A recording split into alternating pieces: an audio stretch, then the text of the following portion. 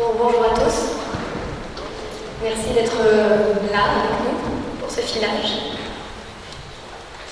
Donc moi je suis Audrey, je suis la directrice artistique de la compagnie Azélie.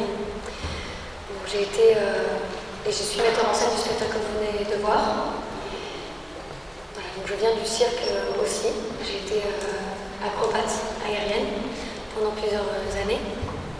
J'ai été voltigeuse au câble, donc le même agrès, j'ai fait la même chose pendant plusieurs années. Et puis, la vie fait que j'ai dû basculer de l'autre côté suite à des blessures importantes. Donc, je me suis blessée plusieurs fois en spectacle, avec plusieurs opérations, et qui font que j'ai pas pu poursuivre la voltige. Donc j'ai décidé de passer de l'autre côté, c'était quelque chose que je voulais toujours faire de toute façon. C'était quelque chose qui me plaisait aussi, d'écrire et d'être du côté de l'écriture et de la dramaturgie et de la mise en scène. Donc voilà, ça s'est fait comme ça. Un peu tôt que prévu, mais ça s'est fait. Donc pour vous raconter un petit peu mon parcours, j'ai commencé le cirque tard, assez tard. J'en ai fait quand j'étais ado, donc autour de mes 12 ans, parce que j'étais un peu hyperactive et il fallait que je canalise toute cette énergie. Donc on m'a envoyé aussi pour penser un peu. Et puis après j'ai fait des études. Donc j'ai passé 4 ans à la fac. J'ai passé une maîtrise à l'époque, aujourd'hui ça s'appelle Master 1, mais à l'époque c'était une maîtrise de langue étrangère appliquée. Donc j'ai fait des examens de droit en allemand avec le code civil allemand. Après je me suis fait de la compta en anglais. Bref, l'économie, la finance, des choses qui n'avaient pas du tout rapport avec le cirque. Et puis quand j'ai passé cette maîtrise, je me suis rendu compte que je n'avais pas du tout envie de poursuivre dans un univers économique, que ce n'était pas du tout ce qui me convenait.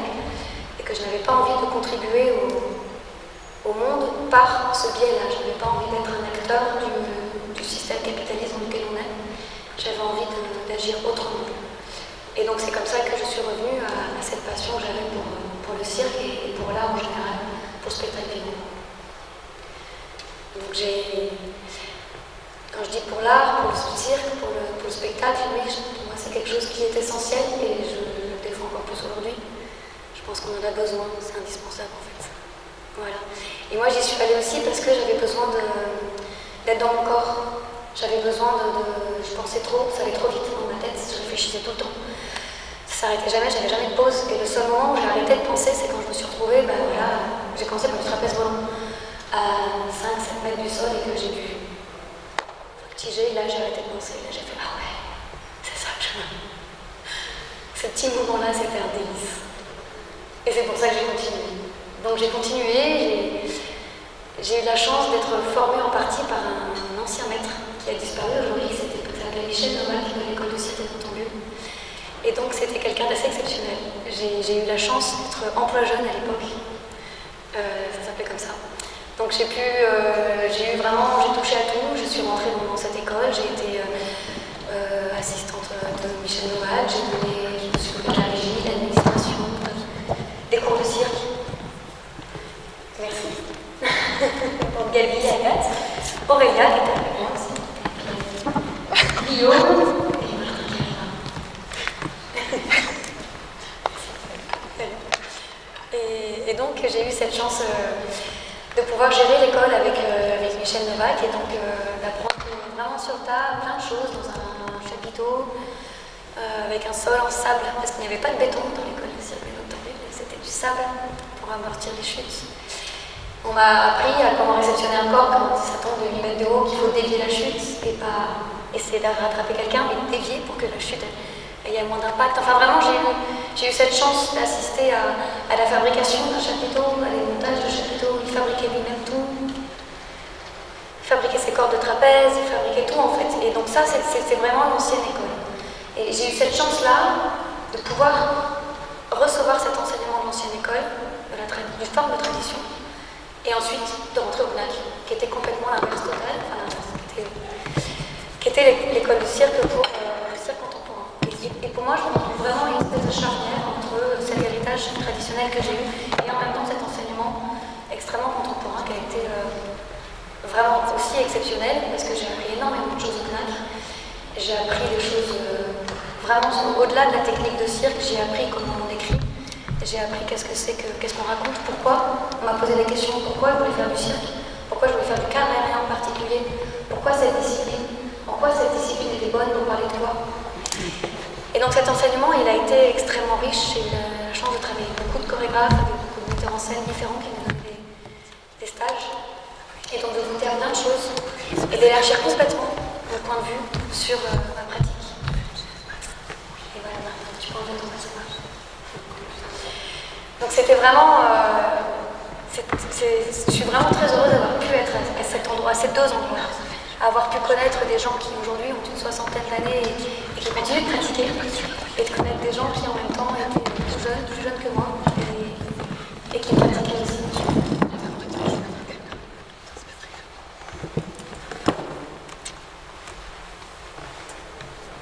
Et donc je rentre en FNAC et je fais la formation et je travaille avec mon amoureux qui était mon porteur. On travaille ensemble, on fait un numéro qui a été mis en scène par Arpacci, un grand metteur en scène de théâtre, qui a mis en scène le spectacle sorti du FNAC. Et donc il a eu un travail qui était très intéressant. Il est arrivé au préalable auprès de tous les étudiants et il nous a demandé qu'est-ce que nous on a demandé de raconter. Chaque élève de la promo, ou binôme, chacun, il nous a pris chacun individuellement, il nous a demandé c'est quoi, toi, ce que tu veux dire. Et avec ça, il a fait un spectacle, où en fait c'était des sortes de mini-spectacles dans lesquels, eh bien, on racontait chacun un petit peu, dans chaque scène, ce que nous on avait envie de raconter avec notre art. Et ça a été pour moi une expérience qui m'a transformé la citrouille. Je me suis dit, ah ouais, c'est génial. C'est comme ça que j'ai envie de travailler par la suite. C'était super, il mettait les numéros de cirque en silence et il mettait de la musique sur les transitions. J'adorais, je trouvais que c'était tellement chouette. Enfin, il y avait vraiment une approche hyper intéressante. Et donc j'ai décidé de monter ma compagnie avec mon partenaire, qui était également mon partenaire de vie. On a monté notre compagnie, on l'a appelée Azéine, donc je vais raconter tout de suite l'histoire, comme ça évitera que vous posiez la question un peu plus tard, parce que je suis sûre que vous la poserez. Azéine, ça veut dire vinaigre en flamand. Mon partenaire était flamand et dans le numéro de voltige qu'on avait avec Sam, mon partenaire, j'avais un caractère pestouille.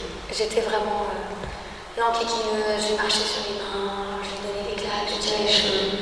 On se battait. C'est notre spécialité. Notre grande spécialité, c'était de se battre la tête à l'envers. Et c'était vraiment notre truc. Et donc, du coup, on a eu ce petit caractère de petite peste. Et quand un jour on me demandait si je m'étais bonifiée avec le temps, j'ai répondu que j'avais tourné au vinaigre. Donc, beaucoup d'humour. Et donc, la compagnie est devenue Vinaigre Azéine. On a eu l'occasion de jouer ce numéro ici avec Nordine. On a joué ce numéro, c'était une dizaine d'années. Donc là, c'est le numéro de Petite Pestouille. Et donc, on monte notre compagnie, on est là, on a la foule de la jeunesse, on monte notre spectacle, on tourne, on se régale, c'était merveilleux. On a joué à plein d'endroits avec le FNAC, on a tourné dans toute l'Europe, à Malte, en Roumanie, en Serbie, en Hongrie, en Italie. On a tourné avec ça, on est parti au Maroc, on a fait tout le tour de la France, de l'Espagne, de la Belgique, de la Hollande. C'était quand même une expérience très très belle de pouvoir parcourir les routes avec des gens que j'aimais, puisque c'était aussi, on avait un musicien et une régisseuse. C'est plus qu'un métier, moi je trouve, le cirque c'est une vie. Si on n'a pas ici, on ne l'a nulle part, en fait, c'est vraiment, ça se passe là, on entre dans les trucs. C'est plus fort que une voix, c'est plus fort que moi, je trouve que c'est quelque chose de... On est piqué, c'est comme une puce qui un jour est arrivée, qui a piqué, et c'est mort, quoi. C'est foutu jusqu'à la fin de notre vie, ça gratte. Ça gratte le cirque, quoi. Et donc voilà, puis mon partenaire s'est blessé, et donc il a complètement arrêté le cirque, et il s'est retiré du métier. Je me suis retrouvée toute seule, et je me suis dit, bon, qu'est-ce que je vais faire? J'ai essayé de remplacer mon partenaire par mon chien. C'est véridique, hein, je ne raconte pas une blague, c'est vrai. J'ai un chien qui est un chien extraordinaire, qui est un border collie que j'ai dressé pour des spectacles. Et donc j'ai décidé de monter des spectacles en binôme avec mon chien, des fois de pouvoir le monter avec mon porteur de voltige. Donc on a monté tout un numéro, on a tourné avec le cirque Romanès. C'était une très très belle expérience. On a tourné aussi avec d'autres compagnies, je ne sais plus. On a monté un spectacle, j'ai monté un spectacle avec lui. Et on a tourné aussi ensemble, hein, il est super, hein, il est top. Sur scène, il est génial, il a le sens du plateau. Il est toujours juste, hein, l'animal, il est juste. L'animal, il est toujours vrai. Ça, c'est quelque chose qui est incroyable. Il n'a pas, nous, l'ego, le mental, le stress, oh, il ne connaît pas ça. Lui, il est là. Il ne se pose pas la question, mais ici, j'ai une croquette, il va faire... il va rouler, il va sauter. Et donc, ce rapport-là que j'avais avec ce chien, ça m'a beaucoup questionné sur le rapport que j'avais avec le corps, avec la vie en général. Voilà. Donc, j'ai essayé de me transformer en chien, pour essayer de retrouver cette aisance qu'il avait, lui. Je l'ai bien sûr, je l'ai trouvé, hein, parce que je reste humaine quand même. Mais ça a été super, c'était une très très belle expérience. Et donc du coup, quand je me suis questionnée sur ça, sa capacité qu'il avait lui à être là, dans l'instant présent, à être maintenant ici, je me suis rendu compte que quand je tombais de la voltige, un jour, je me souviens, je rate mon salto, c'était sur filet, c'était avec une compagnie qui travaillait sur filet. Et là, je pense que Gabi, tu pourrais dire la même chose que moi, mais cette espèce de chose là où on rate, j'ai raté la figure, et je me dis, tiens, je me suis loupée. J'arrive au filet, on n'arrive jamais debout sur un filet, on n'arrive jamais plat ventre sur un filet, ni voilà, on arrive dos, encore moins sur la tête bien évidemment, on arrive dos. Sur un filet, on n'a pas le choix, c'est comme ça, on ne peut pas arriver autrement. Il arrive un peu de côté, mais vraiment, quand on négocie. Et donc, j'arrive là, je vois que je rate mon salto et je me dis, bon, ben, qu'est-ce que je fais? Est-ce que je fais une rotation supplémentaire pour arriver dos? Est-ce que je fais un quart de tour, demi-tour pour arriver dos? Puis bon, je me sauve la mise, je ne sais pas ce que j'ai fait au final, mais je me souviens d'être arrivée au filet, me relever et me dire qu'est-ce qui s'est passé dans ma tête? J'ai eu le temps de me poser toutes ces questions-là sur un moment qui dure même pas un quart de seconde. Je me suis dit, c'est quand même incroyable. Ce cerveau, qu'est-ce qui se passe? Alors moi, je me suis dit, c'est ma part animale, c'est parce que c'est le chien en moi qui se réveille et qui fait hop, comme ça.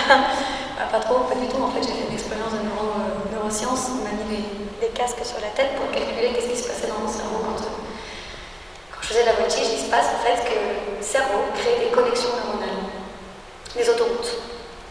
C'est ce qui fait que c'est ce qu'on appelle les réflexes. C'est qu'en fait, c'est des connexions neuronales qui font que ça va très vite, les neurones se connectent et on ne réfléchit pas, on n'a pas le temps, on ne repasse pas par tout le cortex qui fait qu'est-ce que je fais. Et donc ça m'a passionnée. J'ai des super images de mon cerveau qui fonctionne quand je fais de la voltige. Et surtout, ce que j'ai pu apercevoir avec cette expérience-là, c'est que ce sont les mêmes parties du cerveau qui fonctionnent que je pratique la voltige ou que je la visualise. Ça veut dire que c'est la même partie du cerveau qui fonctionne, que vous fassiez une chose ou que vous la visualisez, parce qu'on a tous le même cerveau. C'est pour ça qu'il y a certaines personnes qui peuvent être, par exemple, suite à un accident, qui peuvent être immobilisées pendant longtemps, et puis qui se mettent à marcher sans aucun problème, c'est parce qu'elles ont visualisé. Parce que finalement, il y a juste les yeux la partie qui commande les yeux qui ne marchent pas, tout le reste du cerveau, ça marche. Donc c'est pour ça que c'est très important, et je sais qu'il y a parmi vous des artistes en herbe, en formation, visualisez. Visualisez vos figures. Visualisez votre travail. En fait, c'est comme si vous le faisiez. Ça, c'est la petite note pour les futurs acrobates. Et donc, oui. Je termine, puis je vous passe un petit peu la parole après. Et donc, je monte ce spectacle, et puis j'ai un accident grave. Je ne peux plus du tout voltiger. Donc, mon spectacle est arrêté, et je décide de monter le spectacle que vous venez de voir, l'Équateur. Et donc pour ce spectacle-là, j'avais envie de... je me suis inspirée de l'équipe des jours de Boris Vian. Et j'avais envie de parler de la perte d'un être cher. Qu'est-ce qui se passe? Cette impuissance qu'on peut ressentir parfois quand quelqu'un qu'on aime disparaît. Qu'ils disparaissent par la maladie, par la mort, par la blessure. C'est quelque chose à laquelle on est tous confrontés en tant qu'humains. J'imagine que ça vous est plus ou moins tous arrivé. Voilà, c'est de ça dont j'ai envie de parler. Et je me suis dit, le cadre aérien est une discipline parfaite pour parler de ça, parce que les deux acrobates sont complètement connectés. Pour faire de la voltige, il faut être en fusion l'un avec l'autre. C'est comme si, pour moi, c'est un être de voltige. Hein. C'est comme si, c'est pas Gabi et Martin, c'est Gabi plus Martin égale une personne supplémentaire qui est l'être qui voltige. Et donc pour ça, il faut avoir une connexion incroyable. Quand on attrape la main de l'autre, c'est déjà, on comprend tout. C'est sans mots, on parle pas, il n'y a pas de vocabulaire. Et donc ça, pour moi, ça représentait l'amour. Et l'impuissance du porteur face à la chute de la voltigeuse, c'était l'impuissance qu'on peut avoir face à la perte d'un être cher. Donc c'est pour ça que j'ai essayé de monter ce spectacle avec ces deux acrobates. J'ai eu envie d'avoir de la musique, c'était indispensable pour moi, puisque Boris Vian était musicien, je ne sais pas si vous le savez. Il a été trompettiste de jazz, il a fait beaucoup de chansons aussi, il était passionné de jazz et il faisait beaucoup de musique. Et donc je me suis dit qu'il fallait un piano, puisque dans le roman, pour ceux qui l'ont lu, il y a un piano-cocktail, c'est-à-dire que c'est un piano, quand on joue ça fabrique des cocktails. Donc il fallait un piano, Agathe. Et puis le compositeur de la musique du spectacle, il n'est pas Guillaume qui est Mathieu, Guillaume a remplacé Guillaume sur sa tête, et qui est le papa, c'est pour ça qu'il n'est pas avec nous aujourd'hui. Il est papa. Il était papa pendant qu'on était là, merci. C'est vrai que c'est arrivé là, pile poil au beau milieu, là, donc heureusement Guillaume était au milieu. Et bien il est contrebassiste, guitariste et chanteur. Donc Agathe et Mathieu ont composé la musique et Guillaume, c'était sa première aujourd'hui avec nous, donc merci Guillaume, tu t'es très bien sorti. Voilà, ils ont composé une musique, donc c'est pareil. Autant ce n'est pas l'écume des jours, ça vraiment je tiens à ce que ça soit vraiment clair, ce n'est pas l'écume des jours. L'écume des jours est un roman écrit par Borisio qui est magnifique et ça marche très bien. Moi, si je ne fais pas l'écume des jours, je fais Lily Water, c'est-à-dire comment le roman de l'écume des jours et comment surtout l'œuvre de Borisio et cet être, cet artiste qui était absolument exceptionnel a pu m'inspirer pour créer une autre œuvre de Cyril. Et ça c'est vraiment quelque chose sur lequel je souhaite vraiment mettre un point d'honneur. C'est une adaptation de roman, c'est comment il m'inspire et qu'est-ce que moi j'en vois. Et de la même manière, Agathe et Mathieu, dans le roman il y a plein de références musicales.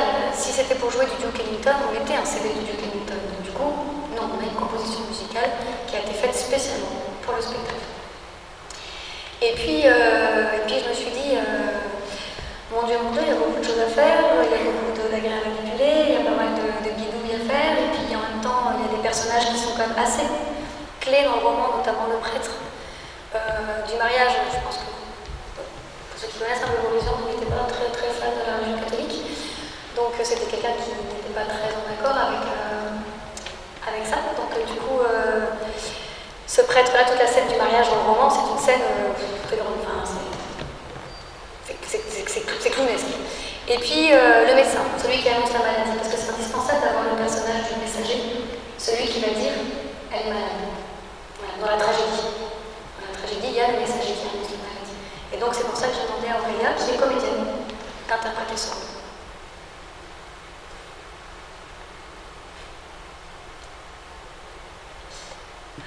Qu'est-ce que je pourrais vous dire plus sur le spectacle? Un dernier spectacle. On passe la parole aux artistes un peu sur leur parcours. Ça marche. Après, on reviendra sur l'œuvre. Vas-y, Gabi. Mon parcours. Donc j'ai fait Rhône-Histoire à 17 ans. Et ensuite, je suis allée au CNAC avec ma partenaire. Voilà, donc on a fait de la formation pendant 6 ans. On est sorti à la 27e promotion avec Alain Gallo qui a mis en scène le spectacle de fin d'année qui s'appelait Alléluia sur la piste. Voilà, on faisait du cadre sur filet sur ce spectacle-là. Donc on était à 10 mètres de l'eau et donc c'était un spectacle très... Alain Gallo est le directeur des Nouveau-Nés et le fondateur de la compagnie Les Nouveau-Nés. Donc un spectacle très clownesque avec de la musique en live et au stylo. Et une super équipe et on a tourné comme le CNAC nous laisse la chance de tourner un petit peu partout en France. Et voilà, suite à ça, j'ai monté ma compagnie qui s'appelle Les 4 Fers en l'air avec ma partenaire et on a créé un spectacle de rue qui tourne maintenant depuis 5 ans sur une structure de cadre autonome qui est l'ancienne structure d'Audrey Moulet. Et voilà, c'est un spectacle du coup beaucoup plus clownesque, comme c'est un spectacle de rue, où on s'amuse, où on est en combinaison de ski et on joue l'été, donc il fait 40 degrés, donc c'est un contraste et une contrainte qui nous a plu. Et donc suite à ça, Audrey m'a appelé pour savoir si ça m'intéressait, le projet de moteur. Et ça m'intéressait dans le sens où de faire autre chose. Tout simplement de faire un spectacle de rue, c'est super, mais j'avais besoin de découvrir autre chose en théâtre, d'être interprète. et d'avoir un autre niveau de jeu, une autre sensibilité. Et voilà, ce projet-là m'a apporté ça. Puis une super rencontre avec Martin aussi. On a appris à se connaître aussi bien dans la voltige que sur scène, que nos personnages se sont connus en même temps que la création. Donc voilà, c'était très intéressant. Je laisse la parole à Bonjour. Je résume mon parcours simple. J'ai un parcours peut-être un peu atypique. J'ai commencé le cirque assez tard, à 19 ans, avec une formation de trapèze de grand Club Med. Et puis j'ai fait du spectacle de rue, j'étais amateur ensuite sur le ski, je faisais beaucoup de spectacles solo, en rue sous la neige. Ensuite, rattrapé par la pédagogie, j'ai suivi la formation pédagogique à l'école de ski de Bruxelles pour transmettre les arts du cirque. Là-dessus, j'ai commencé la formation à Akaba, à Tilburg Netherlands, de 4 ans, où j'ai appris le cadre aérien.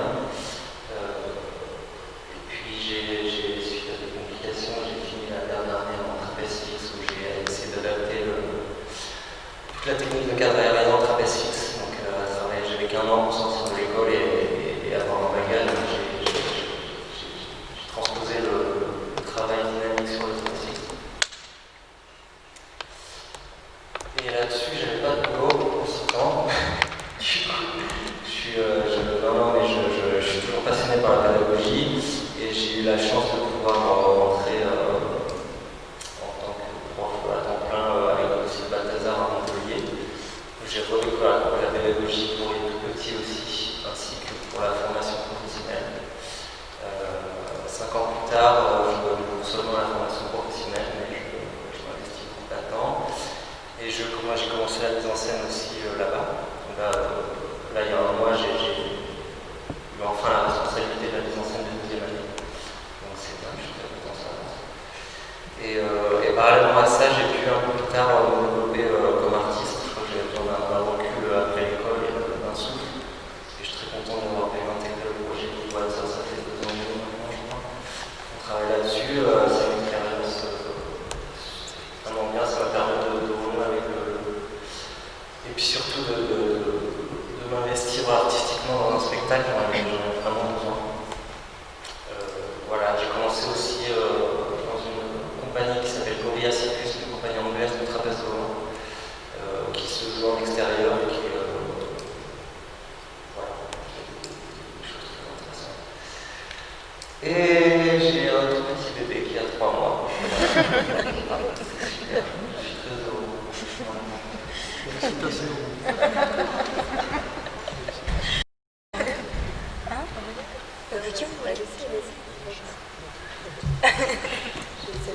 Moi, j'ai effectivement envie de vivre du théâtre. À ces moments de parcours, les choses nous arrivent dans la vie, toujours de façon assez étonnante. Mais voilà, j'ai fait d'abord partie d'une compagnie, on faisait du théâtre sous chapiteau, donc j'ai monté des chapiteaux, mais alors pas du tout pour faire du cirque, pour faire du théâtre. J'ai joué dans un spectacle, j'avais presque oublié ça, dans lequel je faisais une équipe sur corps de bol. Voilà, étonnamment. Bref, j'étais pas très compétente. Et voilà, après je suis partie à Bruxelles faire l'école LASSAC, méthode Jacques Lecoq, donc théâtre de mouvement, théâtre physique. J'ai toujours eu quand même un rapport au corps, la question de comment est-ce qu'on peut exprimer les choses par le mouvement ou par l'immobilité. Et puis voilà, j'ai fait de la rue, de la marionnette, du théâtre d'objets, je fais de la musique. J'ai rencontré Audrey sur un stage de mise en scène, voilà, je fais aussi de l'écriture, de la mise en scène. Et je m'amuse beaucoup à faire mon métier, je crois que c'est ça que je fais. J'aime bien prendre des choses. Je fais de la vidéo aussi. Je crois que s'amuser, c'est bien, s'amuser à dire des choses profondes.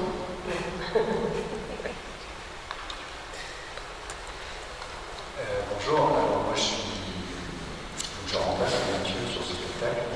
Le cirque, c'est pas mon milieu du tout professionnel, mais c'est super. Ça, c'est très chouette. Moi, je suis musicien plutôt de jazz. Conservatoire de Marseille, en contrebasse. Je fais de la basse électrique aussi.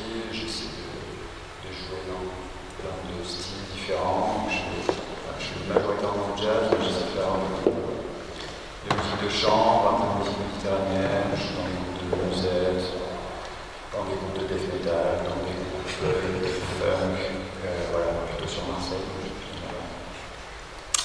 Voilà, ça faut se diversifier. Ça permet de s'enrichir musicalement. Et voilà, j'étais très ravi de remplacer, c'est super. J'ai appris plein de trucs, plein de vocabulaire, des pratiques aussi différentes, parce que chaque milieu artistique a ses façons de fonctionner, ça c'est chouette de voir comment certains milieux professionnels fonctionnent, quels sont les codes, etc.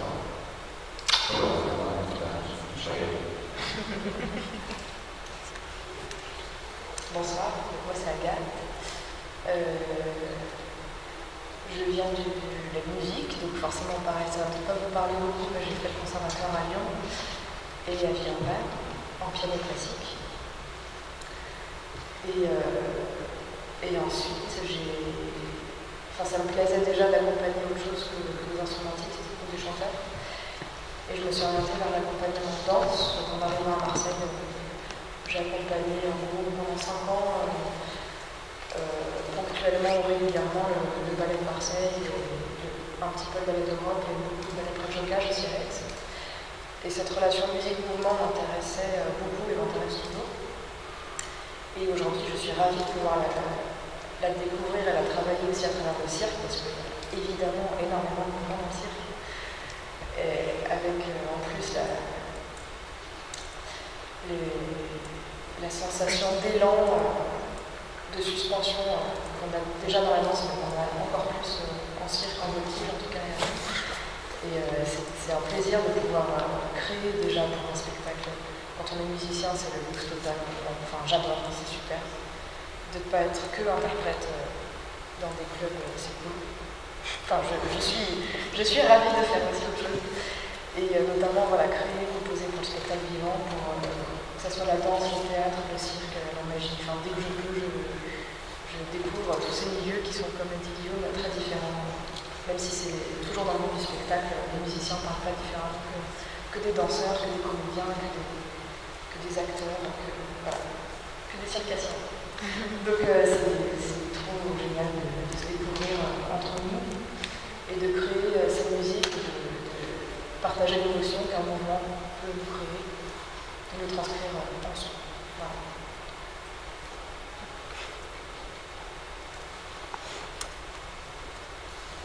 Tu veux qu'on passe aux questions, Lydia?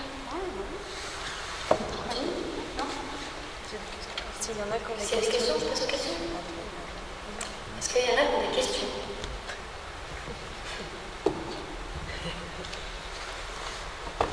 Ça prend toujours un peu de temps pour que le premier se lance, mais après ça va.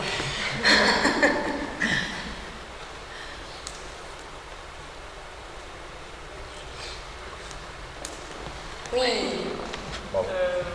Je voulais savoir les 4 fers en l'air. Je sais que moi je l'avais vu à Châlons-en-Champagne et vous étiez 4 au début, non? Oui. Faut que tu répètes la question du micro. Du coup, la question était les 4 fers en l'air. Donc la compagnie que j'ai créée, effectivement, on était 4 en formation. Donc au CNAC, on était 4. Et à la sortie, on a décidé de se séparer parce qu'on n'était pas d'accord sur les mêmes envies artistiques. Et donc on est resté à 2 avec Garance Québécoise. Voilà. Et on a continué la compagnie et les 2 autres ne font plus partie de la compagnie et se sont dirigés vers d'autres projets. Mais effectivement, on était 4.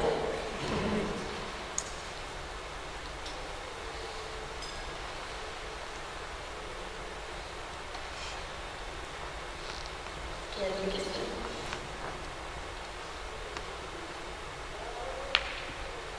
Est-ce que tu peux parler un peu des contraintes liées au Cirque du Louvert, notamment sur l'adaptation en circulaire, parce que ce spectacle a été créé en frontal. Peut-être tu peux évoquer aussi, parce que la particularité du cirque, c'est quelque chose, pardon. Oui, tu as raison. Alors oui, effectivement, merci Gilles, Ce spectacle il a été créé en théâtre, dans des boîtes noires. Vous savez ce que c'est une boîte noire, hein? C'est vraiment 3 côtés noirs avec des pandas noirs, et le public il est juste en face. Et donc, comme vous avez pu voir, par exemple, toutes les images d'ombres chinoises, tout ce qui se passait, toutes ces choses-là, ça a été quelque chose qui a été délicat d'adapter sur du circulaire.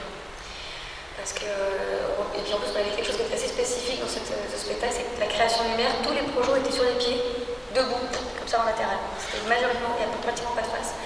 Donc imaginez que si jamais on a une boîte noire, tous les latéraux, en fait, si on transforme en circulaire, ça éblouit le public de tous les côtés.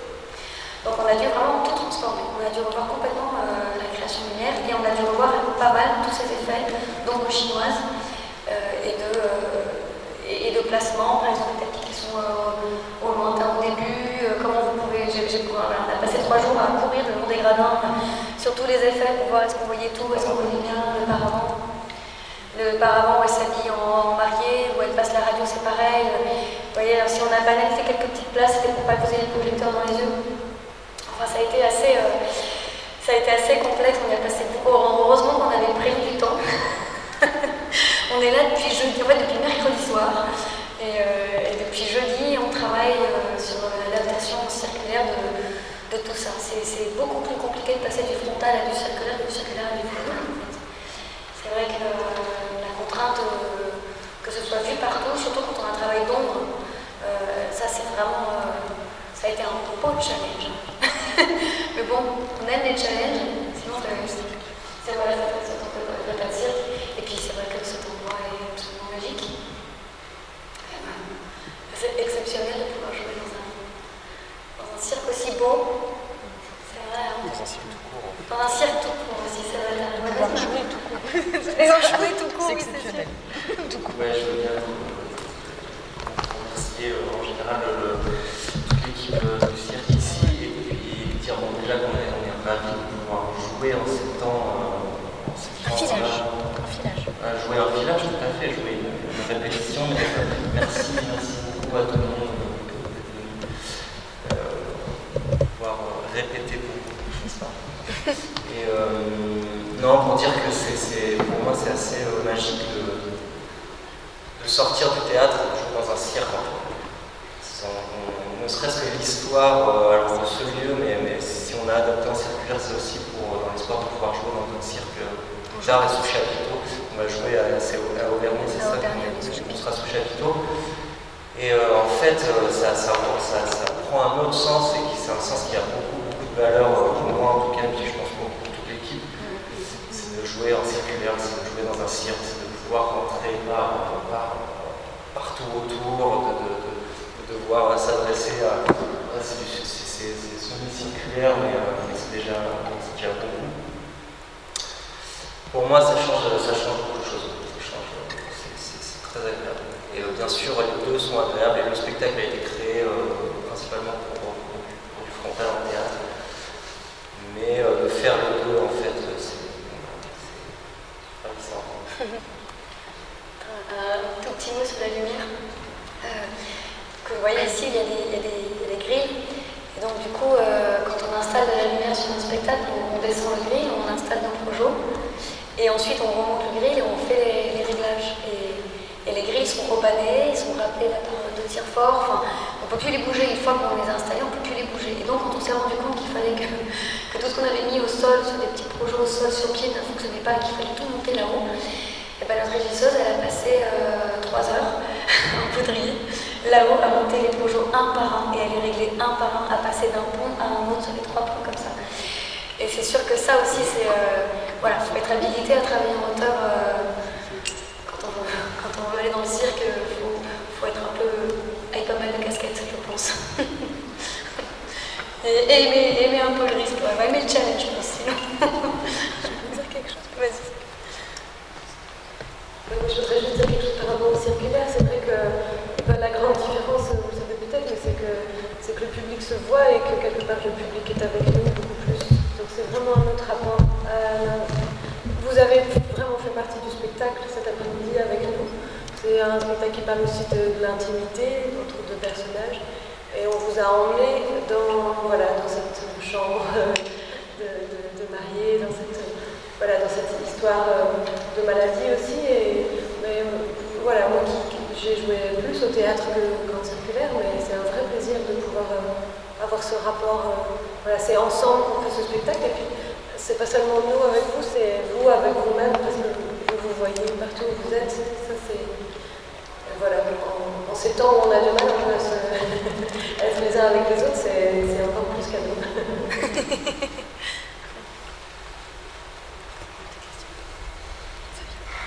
Encore quelques questions? Est-ce que vous avez des questions? Sinon, on va devoir du coup se détendre un petit peu, des artistes qui sont retrouvés. Alors, une question, Michael? Oui. Je voulais vous demander tout à l'heure, vous avez évoqué la question qu'on vous posait au FNEC, pourquoi vous entriez en piste et qu'est-ce que vous aviez à dire. Et je voulais vous demander si pour vous, il y a une distinction entre qu'est-ce que vous avez à dire et qu'est-ce que vous avez à faire sur la piste. Et est-ce que le cirque, c'est plus ce qu'on dit ou ce qu'on fait? Alors, je répète la question pour tout le monde ait bien entendu. Si je dis bien. Voilà, donc, pourquoi on fait du cirque et qu'est-ce qu'on... Enfin, qu'est-ce que... on rentre sur scène parce qu'on a quelque chose à dire, ou est-ce qu'on a quelque chose à faire? Est-ce que pour nous c'est plus parce qu'on a quelque chose à dire, ou est-ce qu'on a quelque chose à faire par rapport au cirque? Écoute, je te propose une réponse et puis vous... On m'acquiesce ou puis... vous dites oui ou non. C'est bien, c'est bien.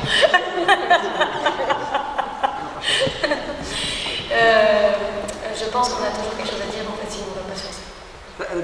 Personnellement, je pense qu'on a toujours quelque chose à dire, sinon on ne va pas sur scène en fait. Je pense vraiment, à partir du moment où on a envie d'entrer dans une sorte d'arrêt de Lyon et de se faire regarder par des tonnes de spectateurs, c'est qu'on a, pour moi, c'est qu'on a quelque chose à dire. Qu'on le fasse ou qu'on le dise, c'est pareil en fait, parce que le corps, c'est pas parce qu'il a pas de mots qu'il parle pas. Le corps, il s'exprime très très bien aussi sans les mots, parfois même mieux d'ailleurs.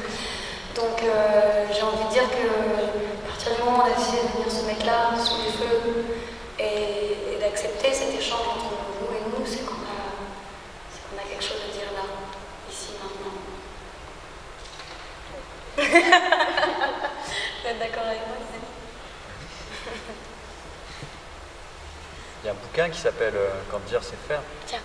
C'est un sociologue et ça marche probablement dans l'autre sens. Je ne sais plus quel sociologue. Quand dire c'est faire, c'est sur le langage performatif. Mais du coup, ça marche dans l'autre sens. On n'a pas entendu ce que tu as dit. Ah pardon, je disais, il y a un ouvrage de sociologie sur le langage performatif qui s'appelle Quand dire c'est faire. Je trouve que ça parle bien de la question. Mais en gros, ce qu'on dit, ça, en effet, c'est comme une action. Quoi. Mais ça marche probablement dans l'autre sens aussi. Quoi. Le geste fait beaucoup. Et s'il n'y a pas de fond, est-ce que le geste a un sens? Je ne sais pas. On pourrait parler de ça pendant 15 ans. Aurélien, tu n'aurais pas un truc à ajouter sur la question? Il y a peut-être une autre. Non, si, peut-être. Si, je savais, je peux dire. Je vais te dire un truc très choquant pour des circassiens, mais je me permets du coup, parce que moi, je ne suis pas. C'est la question parfois que Audrey en a un petit peu parlé avec les lycéens, je crois, la semaine dernière, mais c'est que parfois, quand on a quelque chose à dire, il faut accepter de faire différemment, ou peut-être de faire moins. C'est-à-dire que c'est la question de la performance physique. Mais effectivement, faire une performance physique, c'est aussi comme dire quelque chose. Mais bon, voilà, peut-être des fois c'est accepté. Je vais donner l'exemple peut-être d'une compagnie qui a fait un spectacle sur glace, sur une patinoire, quoi. Et puis elle a auditionné des patineurs. Et les patineurs, c'était très difficile de leur demander de chuter différemment de comme ils avaient appris. Donc finalement, elle a travaillé avec des danseurs qui savaient moins bien patiner. D'une certaine façon, elle a pu aller peut-être moins loin techniquement et dans qu'est-ce qu'elle aurait voulu faire. Mais au final, voilà, c'est toutes ces questions-là, peut-être qu'il y a derrière. Donc, quand on apprend une technique, c'est super et c'est super d'aller loin. Il y en a pour qui c'est le sens de leur vie d'aller le plus loin possible dans la technique le plus haut. Et c'est ok. Peut-être c'est bien aussi de se dire la technique, elle est au service de quoi et qu'est-ce que moi j'ai envie d'en faire et comment je m'en sers. Comment j'accepte que parfois je sais faire plus que ça. Mais là, ma place, c'est de le faire comme ça.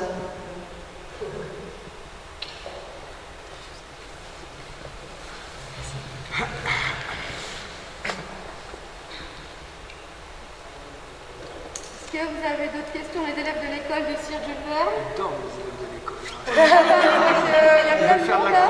Une question à droite. Ah ouais, au moins une question de l'école de Cirque Jules Verne. On n'est pas venu de Marseille pour rien quand même.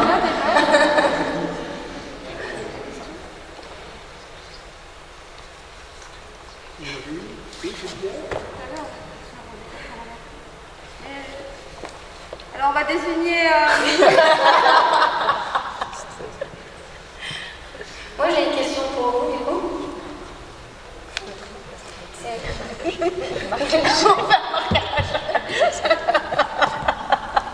Les professeurs pardon. Non, moi j'ai une question pour vous, vu que vous connaissez tous les agrès de cirque.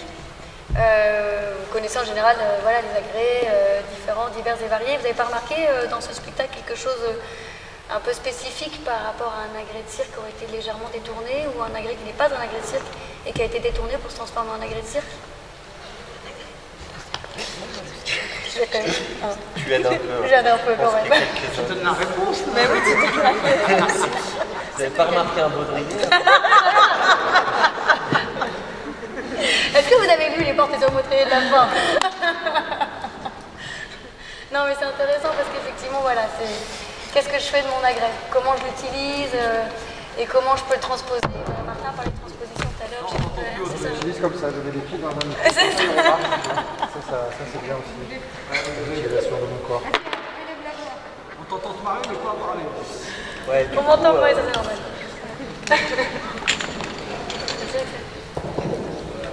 Merci Axel. Donc, oui, merci Axel pour le régisseur de ce spectacle.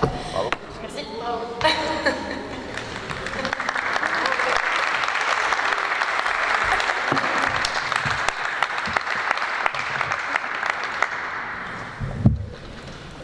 Non mais c'est vrai, je parlais de ça, d'agrès, tout peut être agrès en fait. Voilà. Tout peut être agrès, tout peut faire cirque. Donc je vous encourage vivement à vous poser ces questions-là, de rapport que vous entretenez avec votre propre agrès, et de vous questionner aussi. En fait, on peut faire du cirque partout, n'importe où, n'importe comment, n'importe quoi, et tout peut être transformé pour devenir agrès.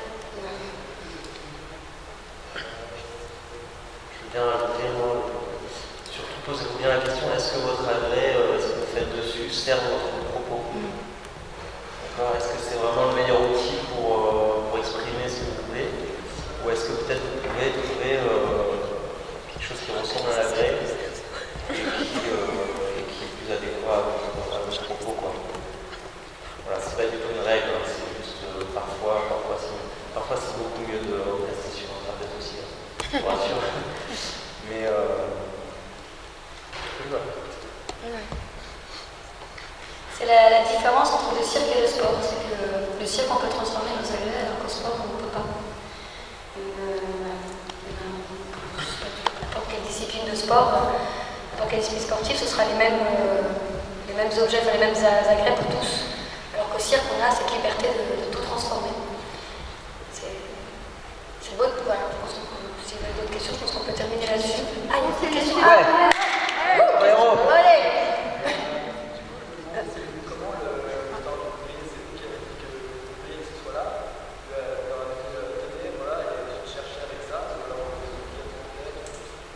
Donc la question, c'est sur les baudriers. Yes, j'ai pu parler des baudriers.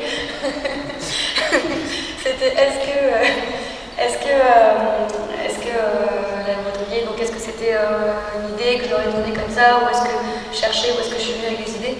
En fait, c'est une discipline que j'ai commencé à réfléchir en 2016.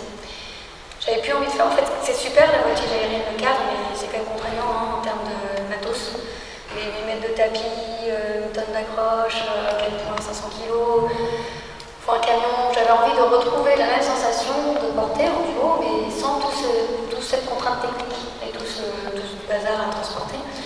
Et donc c'est pour ça que je me suis dit, je vais mettre le porteur dans un baudrier et la voltigeuse elle va évoluer en libre comme un cadre, comme un trapèze. Et donc du coup j'ai fait tout un travail de recherche. Moi à l'époque je n'étais pas encore cassée, je pouvais le faire. Donc j'ai passé 1 an et demi avec une partenaire, on a passé des journées entières à chercher, on a travaillé avec des chorégraphes, on a travaillé avec des profs de cirque, on a travaillé avec plein de gens différents pour essayer de trouver comment on pouvait développer d'autres manières de bouger sur ce baudrier-là. C'est un nouveau baudrier, il est renforcé. Martin pourra témoigner que voilà, il est obligé de mettre une gaine de plongée sous-marine, plus voilà, à l'époque il mettait encore d'autres choses. Parce que c'est une discipline extrêmement douloureuse, on sait aussi pourquoi personne ne trouve si frotté avant. Et voilà, donc du coup dans ce spectacle pour moi c'était important qu'il soit coincé dans son baudrier et qu'elle essaye de... Elle veut mourir vers le haut, puis lui il essaie constamment de la ramener au sol, mais elle va finir par aller là-haut et il ne pourra même pas la rejoindre parce qu'il est coincé dans son baudrier. Donc c'est sûr que la discipline des baudriers faisait partie du spectacle dès le début de l'écriture. Voilà. Oui, il y a une question ici. Moi j'avais une question, c'était vous aviez dit que vous venez du chef d'exemple Michel Novak, et je sais que Michel Novak il aimait beaucoup amener plein de gens qui n'étaient pas forcément dans ce métier avant, et l'amener du chapiteau et que finalement dans son rôle de cirque. Ça a été comment c'est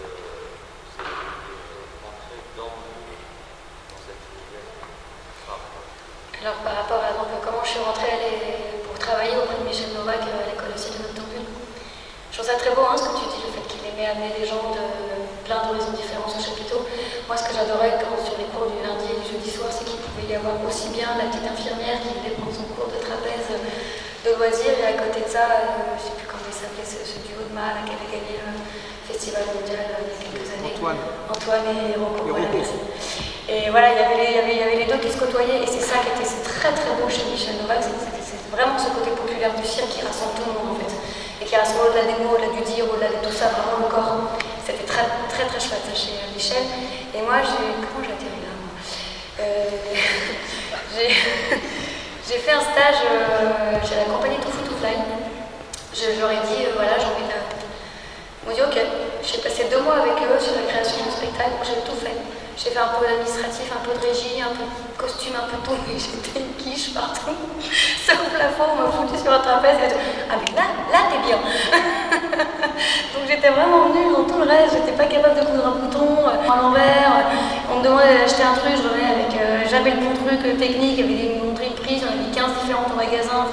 C'était vraiment une catastrophe. Par contre, le jour où je suis montée sur le trapèze volant pour faire mon baptême, ça a été mais comme si j'étais née quoi dessus, et donc ça a été très clair qu'il fallait que je fasse ça et pas le reste. Et donc on m'a dit si tu veux apprendre, va chez Michel Novak, et c'est comme ça que je suis arrivée chez Michel Novak le jour où il cherchait quelqu'un pour reprendre le poste d'emploi jeune. Donc c'est vraiment, ça m'est tombé dessus. Quand je vous dis que c'est une piqûre le cirque, je me demande presque si on peut le choisir, quoi. Presque. J'ai l'impression que c'est quelque chose que je choisis. Ouais, Nardine. Une question. J'ai mon point de vue sur la question, mais je voudrais avoir ton point de vue à toi sur l'adaptation justement de ce spectacle-là sur la piste.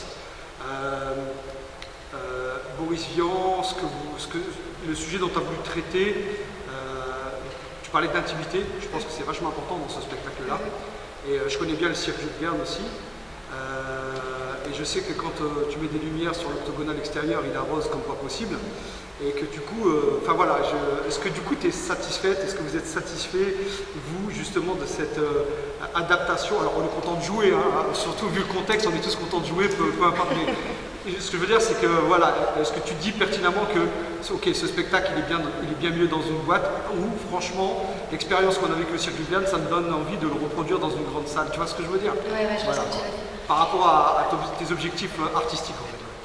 Eh bien, d'accord. Donc je répète la question, c'est est-ce que je suis contente de cette adaptation de ce spectacle dans le cirque, et est-ce que j'aurais envie de poursuivre, de jouer en circulaire, ou est-ce que je préférerais retourner en bois noir? Moi j'ai envie de dire que les deux l'ont dit à côté de moi, j'ai eu en stéréo, j'ai eu Gaby et Martin les deux en même temps, et c'est ça, les deux en fait. C'est-à-dire que pour moi la création se nourrit tout le temps. Elle se nourrit constamment de tout ce qu'on vit en fait, et parfois la contrainte est créatrice. Et du coup, ce qui s'est passé ici, c'est que normalement, sur la fin du spectacle, on a un tulle, c'est une espèce de filet de pêcheur noir qui passe devant et qui sépare le public de ce qui se passe au plateau. Et là, il était évident qu'on ne peut pas mettre un tulle. Et du coup, normalement, on ne voit pas Martin qui grimpe là-haut, se suspend à son baudrier. On voit juste d'un coup, il apparaît. Mais du coup, on voit moins bien les acrobates, on les voit comme derrière un filtre qui est très intéressant en boîte noire. Et ici, c'est très intéressant de ne pas l'avoir. Donc, tu Tu vois, je trouve que au contraire, adapter ici en circulaire nous a permis de redécouvrir encore le spectacle, de le revoir sous un autre angle. Moi, j'ai passé mon temps ici et je me suis régalée de le regarder de côté en fait. Je me suis régalée de le voir dans tous les sens. Alors c'est sûr qu'il n'y a pas la même intimité comme dans une boîte noire, ça c'est certain, mais il y a tellement d'autres choses aussi. Et le seul regret que j'ai, c'est de ne pas être venu plus longtemps pour pouvoir encore plus utiliser le cirque, rentrer par les vomitoires, descendre à la place de la coupole. Petit clin d'œil à ton spectacle. Non, mais tout à fait, on est d'accord. Voilà, mais du coup, c'est vrai qu'on était sur, vu qu'on a d'autres dates en circulaire, c'est comment on va s'en sortir pour les prochaines. On était plus sur trouver un mode de fonctionnement qu'on puisse adapter pour plusieurs chapiteaux pour tourner, que vraiment se dire, vas-y, on s'éclate à recréer complètement le spectacle dans le cirque Jules Verne, même si ça aurait été génial. Lily Water 2.0 en 2022. Non, je déconne. Le cirque Jules Verne accompagne les créations dans un circulaire, hein, donc c'est hyper important. Et qu'on a coproduit le spectacle, c'est ça. Justement, il y a une adaptation en circulaire et que ça joue aussi. Et que ça joue en circulaire. L'espace à 360. D'accord, donc il y avait un objectif derrière ça aussi. Ok, super. Il y avait l'objectif. En avril, on joue sous chapiteau à Auvernay. Parfait. Donc c'est parfait, tu vois, c'est super bien. Super. Et moi, je suis très très contente parce que l'avantage, c'est que autant en lumière, c'est complexe, autant aussi, on a un point d'accroche, tu vois, et l'échelle de corps, voilà. Et puis après, on a les ombres chinoises. Donc du coup, c'est ça ça peut se mettre sur une coupole à l'italienne. Enfin, on a beaucoup étudié tout le projet pour justement se dire, on a envie de jouer autant en théâtre en boîte noire qu'en cirque. Parce que je trouve que c'est hyper important aujourd'hui que le cirque puisse vivre partout. Voilà. Et c'est vrai que par exemple, des moments de respiration, de transpiration, tu vois, on voit des gouttes qui tombent à un moment donné, des moments de respiration, cette connexion-là, quand tu es à, tu sais bien, quand tu es à 10 mètres de loin, tu vois, quand tu es à 10 mètres, c'est pas pareil que si tu étais beaucoup plus proche aussi. Tu vois, des fois, moi, par exemple, ça me donne envie de le voir à l'intérieur, quoi. Mais viens nous voir à l'intérieur. Bien sûr, je vais venir. Oui. Voilà, tu vois, il y a des petites choses comme ça. Voilà, mais bon, à continuer effectivement à travailler et essayer de l'adapter pour faire en sorte qu'on n'y perde pas justement la qualité de ce spectacle-là. Ouais. Merci. Merci à toi. Merci en tout cas aux artistes, on peut les applaudir parce que